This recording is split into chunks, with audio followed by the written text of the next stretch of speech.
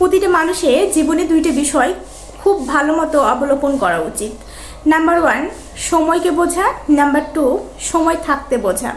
অর্থাৎ আপনার কোন সময় কেমন যাচ্ছে, কোনটা আপনার জন্য উপযুক্ত, সেই সময়টাকে আপনাকে বুঝতে হবে। এবং নাম্বার 2 যেই সময়ে আপনি থাকতে বুঝতে পারবেন না, আপনার যেই জীবনের মধ্যে অনুকূল একটা পরিস্থিতি রয়েছে, সুযোগ রয়েছে, সেই সময়টা আপনি যদি মূল্য না দেন, সময়টা চলে গেলে তখন সেটা যতই চান আপনি, যতই সেটা অনুকূল পরিস্থিতিতে আনার চেষ্টা করুন, সেটা আর হবে না। সেই কারণে সময় থাকতে বুঝতে হবে। যেমন ধরুন, কেউ যদি যৌবনকালের একটা উন্নতির যে ব্যাপারগুলো থাকে, মেন্টালিটি থাকে, যে কোনো কাজের প্রতি একটা ফোকাস দিতে পারে, যে এনার্জিটা থাকে, বার্ধক্য বয়সে সেটা থাকে না। আপনি যদি যৌবনকালের কোনো কাজকর্ম যে বার্ধক্যকালে করতে চান, তাহলে কিন্তু হবে না। অর্থাৎ আপনার সময় থাকতে বুঝতে হবে। আর সময়টাকে বোঝার ক্ষেত্রে আরেকটা বড় এক্সাম্পল হচ্ছে স্টুডেন্ট লাইফ।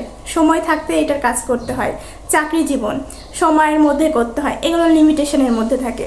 তো আপনার জীবনে সীমারেখাটা কতটুকু রয়েছে সেটা জানার জন্য সময়কে বুঝতে হবে এবং সময় থাকতেই সেটা বুঝতে হবে।